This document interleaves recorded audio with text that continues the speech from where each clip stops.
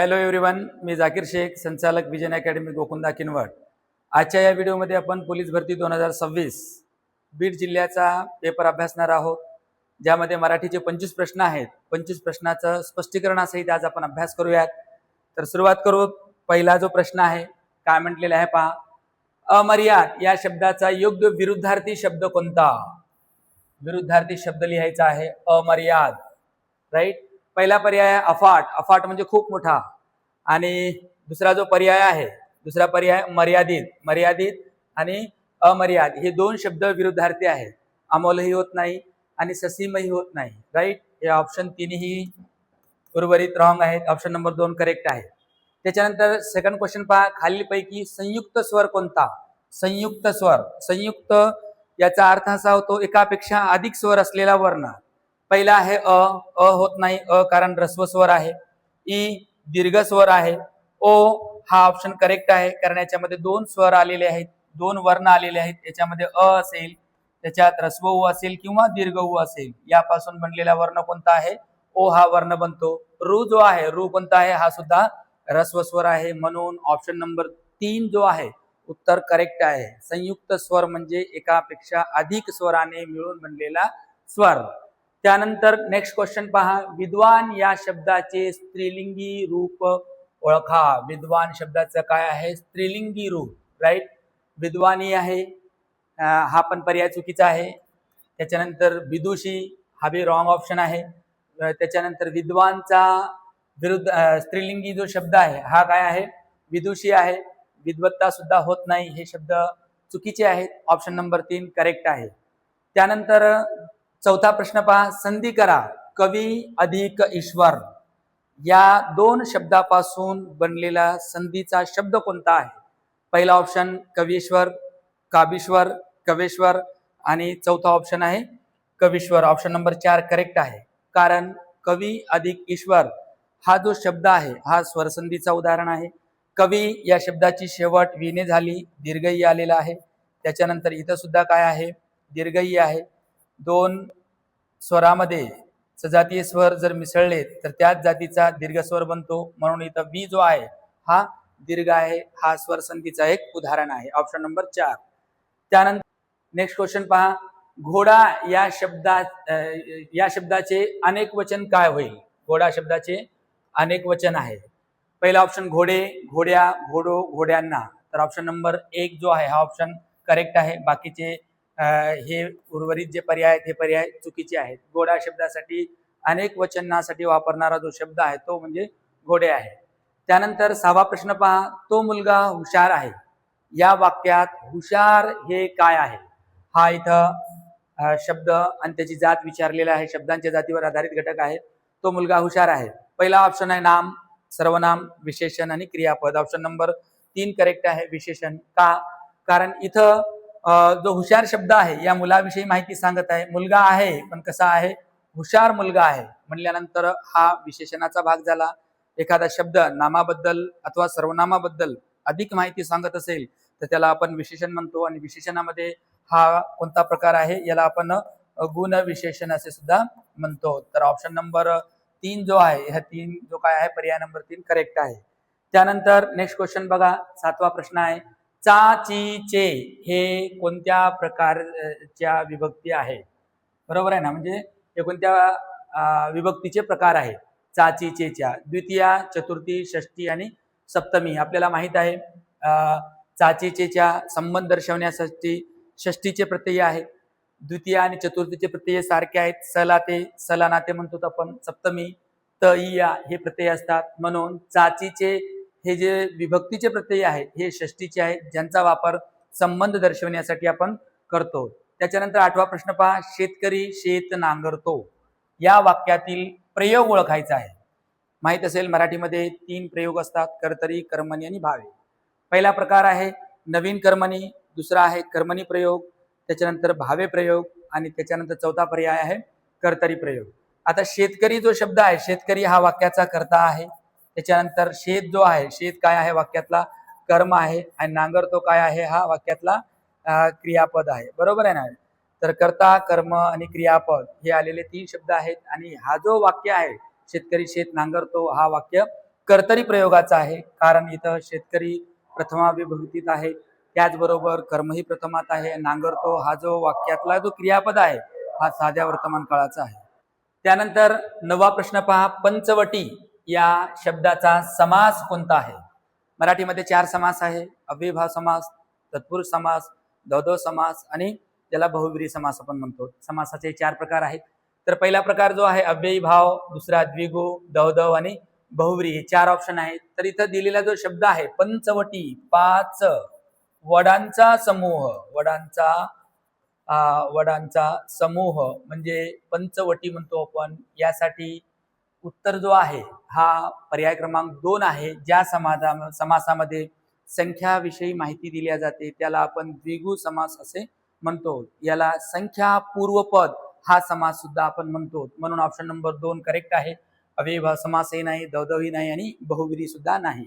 त्याच्यानंतर 10वा प्रश्न काय म्हणतो पहा, डोळा या शब्दाचा समानार्थी शब्द कोणता? समानार्थी शब्द विचारलेला आहे. पहिला आहे हस्त, हस्त म्हणजे हात आहे. पद, पाय. लोचन, लोचन करेक्ट आहे. लोचन म्हणजेच काय आहे? डोळा या शब्दाचा तो समानार्थी शब्द आहे. ऑप्शन नंबर 3 करेक्ट आहे. 4 पर्याय नाही, म्हणून ऑप्शन नंबर 3 करेक्ट आहे. त्यानंतर नेक्स्ट क्वेश्चन पहा, मुलांनी गुरुजींना मान द्यावा या वाक्यातील प्रयोग ओळखायचा आहे आपल्याला. काय ओळखायचं आहे? प्रयोग ओळखायचा आहे. तर पहा इथं वाक्य काय म्हणलेलं आहे, मुलांनी गुरुजींना मान द्यावा. वाक्यातला मुलांनी जो शब्द आहे हा वाक्याचा काय आहे? कर्ता आहे. त्याच्यानंतर गुरुजींना हा जो शब्द आहे हा काय आहे? वाक्यातला कर्म. मान द्यावा हे काय आहे? क्रियापद ज्याला म्हणतो आपण. तर सदरील जो वाक्य आहे याला कर्त्याला विभक्तीचा प्रत्यय आहे आणि त्याचबरोबर कर्मालाही विभक्तीचा प्रत्यय आहे. तर आपल्याला लक्षात येत असेल, ज्या वाक्यात कर्ता कर्म यांना विभक्तीचा प्रत्यय येतो तर तो प्रयोग कोणता असतो? भावे प्रयोग असतो. म्हणून ऑप्शन नंबर 3 जो आहे याचं उत्तर हे करेक्ट आहे. त्याच्यानंतर 12वा प्रश्न पहा, यथाशक्ती या शब्दाचा समास ओळखायचा आपल्याला. समास बरोबर आहे ना? यथाशक्ती, तत्पुरुष समास, अव्ययीभाव समास, द्वंद्व समास आणि बहुव्रीही समास. ऑप्शन नंबर 2 काय आहे? करेक्ट आहे. का? अव्ययीभाव समासात पहिले पद प्रधान असते आणि खास करून आ, यथा, प्रति असे उपसर्ग वापरतात आणि यापासून बनणारे शब्द जे असतात हे शब्द अव्ययीभाव समासाचे उदाहरणे असतात. त्याच्यानंतर नेक्स्ट क्वेश्चन पहा, स्वतः हे कोणत्या प्रकारचे सर्वनाम आहे? बरोबर आहे ना? नामाऐवजी वापरला जाणारा शब्द म्हणजे सर्वनाम. तर स्वतः पहिला आहे पुरुषवाचक, दुसरा आहे संबंधित, तिसरा आहे दर्शक, चौथा आहे आत्मवाचक. तर याच्यामध्ये पुरुषवाचकचा पण विचार केलो असतो, पण याच्यामध्ये प्रथम, द्वितीय, तृतीय पुरुषवाचक असं काही बोललेलं नाही. कारण स्वतः हे जे सर्वनाम आहेत पुरुषवाचकातल्याही सर्वनामामध्ये वापरतो आपण आणि आत्मवाचक मध्ये सुद्धा वापरतो. तर इथं ऑप्शन नंबर 4 करेक्ट आहे. का? पुरुषवाचकांचा त्या प्रकारांचा उल्लेख उपप्रकारांचा इथे दिलेला नाही, म्हणून हे स्वतः जे सर्वनाम आहेत हे आत्मवाचक सर्वनाम म्हणून आपण गृहीत धरतो. त्याच्यानंतर दुसरं पहा, नेक्स्ट क्वेश्चन, अ आणि आ हे कोणत्या प्रकारचे वर्ण आहेत? कोणत्या प्रकारचे वर्ण आहेत? स्वरादी, विजातीय स्वर, सजातीय स्वर आणि संयुक्त स्वर. बरोबर आहे ना? इथं ऑप्शन नंबर 3 जे आहे त्याला आपण सजातीय स्वर म्हणतो. सजातीय स्वर. याचं कारण असं आहे, कारण आपल्यालाही माहित असेल सारख्या जातीचे असलेले स्वर जसे की अ, आ, इ, ई, उ, ऊ यांचा उच्चारही सारखा होतो आणि हे वर्ण एकाच जातीचे येत असल्यामुळे यांना आपण सजातीय स्वर म्हणतो. ऑप्शन नंबर 3 काय आहे? करेक्ट आहे. त्यानंतर नेक्स्ट क्वेश्चन पहा, गारगीला थंडी वाजते या वाक्यातील कर्ता ओळखायचा आहे. काय ओळखायचं आहे? कर्ता. आता सुरुवातीला गार्गी शब्द आहे, नाम आहे, थंडी वाजते. बऱ्याच वेळेस आपल्याला एखाद्या नामानं किंवा सर्वनामानं सुरू झाला तर तो वाक्याचा कर्ता असतो असा आपण एक अंदाज बांधतो. परंतु सदरील वाक्याचा जर विचार आपण केलो, गार्गीला थंडी वाजते, तर या वाक्याचा कर्ता जो आहे हा थंडी आहे. का? कारण असं आहे, कारण जर आपण क्रियापदाला जर प्रश्न विचारलो कोण आणि काय, वाजणारी काय, वाजणारी काय आहे? थंडी आहे. इथं गार्गीने काय क्रिया केलेली नाही. कर्ता कोण असतो? वाक्यात एखादी कृती करणारा किंवा क्रियापद ज्याच्याविषयी माहिती सांगतो. म्हणून वाजणारी काय आहे? वाजणारी ही थंडी आहे. ऑप्शन नंबर 2 जो आहे हा करेक्ट आहे. म्हणून वाक्याच्या सुरुवातीला एखादं नाम आलेलं असेल तर त्याला क्रियापदाला प्रश्न विचारून करता आपल्याला शोधायला सोपं जाईल. त्यानंतर 16वा जो प्रश्न आहे, पांढरा या शब्दाचे भाववाचक नाम कोणते आहे? भाववाचक नाम याला आपण धर्मवाचक नाम सुद्धा म्हणतो. पांढरं, पांढरेपणा, पांढरी आणि पांढरे. ऑप्शन नंबर 2 काय आहे? पांढरेपणा हा जो आहे भाववाचक नाम आहे. या शब्दाचे भाववाचक नाम पांढरेपणा होईल का? एखाद्या सामान्य नामापासून किंवा विशेष नामापासून जर भाववाचक नामे बनत असेल तर काही वेळेस आपल्याला प्रत्यय जोडावं लागेल. यत, व, पणा अशा प्रकारचे प्रत्यय जोडून भाववाचक नामे बनतात. तर याच्यामध्ये पांढरेला जोडलेला एक प्रत्यय आहे, तो कोणता आहे? पणा आहे. तर उत्तर आपला 2 करेक्ट आहे. त्यानंतर नेक्स्ट क्वेश्चन पहा, रामाकडून रावण मारला गेला. प्रयोग ओळखायचा आहे. रामाकडून रावण मारला गेला. तर इथं वाक्यातला जो शब्द आहे रामाकडून हा कर्ता झाला, त्याच्यानंतर रावण मारला गेला हा कर्म आहे आणि मारला गेला जो शब्द आहे हा वाक्यातला काय आहे? क्रियापद आहे. बरोबर आहे ना?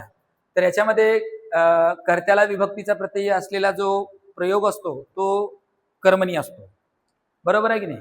आणि जर कर्माला जर राहिलं तर भावे आहे. तर इथं कर्माला प्रत्यय नाही, म्हणून उत्तर काय आहे? कर्मणी आहे. पण कर्मणीचे 2 ऑप्शन आहेत, कर्मणी एक आहे आणि नवीन कर्मणी आहे. तर याचं जे उत्तर आहे ऑप्शन नंबर 4 करेक्ट आहे. का? कारण इंग्रजीतला पॅसिव्ह वॉइस जो आहे, ज्याला कर्त्याला कडून प्रत्यय जोडला जातो आणि तो वाक्याच्या सुरुवातीला आलेला असतो, म्हणून याला आपण नवीन कर्मणी प्रयोग म्हणतो. इथं रामाकडून, कडून हा शब्द जोडलेला आहे. उत्तर आहे नवीन कर्मणी हा प्रयोग करेक्ट आहे. कर्मणीचा आहे, पण कर्मणी मधला कोणता आहे? नवीन कर्मणी आहे. नवीन कर्मणीचा पर्याय दिला नसला असता तर आपण इतर कोणता प्रकार असला असता तर कर्मणी केलो असतो. पण या प्रकारातला जो उपप्रकार आहे नवीन कर्मणी हा सुद्धा इथं ऑप्शन मध्ये दिलेला आहे. त्याच्यानंतर पहा, खाई त्याला खवखवते. चोराच्या मनात चांदण्या ज्याला म्हणतो आपण, या म्हणीचा योग्य अर्थ आपल्याला सांगायचा आहे. जो वाईट काम करतो त्याला मनात काय? धास्ती असते. वाईट काम करणाऱ्या व्यक्तीच्या मनामध्ये एक प्रकारची भीती असते. हा पर्याय करेक्ट आहे. जास्त खाणे होत नाही, सतत ओरडणे होत नाही, भीती वाटणे असं सुद्धा होत नाही. त्यानंतर नेक्स्ट क्वेश्चन बघा, आमचे वडील म्हणजे जमदग्नी आहे. बरोबर आहे. या वाक्यातील जमदग्नी हे काय आहे? हे काय आहे म्हणजे ऑप्शन 4 आहेत, विशेष नाम, सामान्य नाम, भाववाचक नाम आणि सर्वनाम. आता जमदग्नी हा जो शब्द आहे हा विशेष नाम म्हणून सुद्धा वापरतात. एखाद्या ऋषीचं नाव आहे हे सुद्धा आपल्याला लक्षात येते. परंतु या वाक्यामध्ये इथं आमचे वडील म्हणजे, इथं वडिलांना उपमा दिलेली आहे. काय दिलेली आहे? उपमा दिलेली आहे. तर ही जे वडिलांना दिलेली काय आहे? उपमा जी आहे. आणि जेव्हा एखाद्या नामाला, मग तो सामान्य असेल का विशेष असेल, त्याला उपमा दिली जाते, त्याची तुलना केली जाते, तो जो नाम आहे तो नाम कोणता असतो? सामान्य नाम बनतो. हे एक लक्षात ठेवा. मग तो विशेष नाम जरी राहिला, ज्याची उपमा दिलेली असेल किंवा त्याचं वचन बदललेलं असेल तर त्याला आपण सामान्य नामच गृहीत धरतो.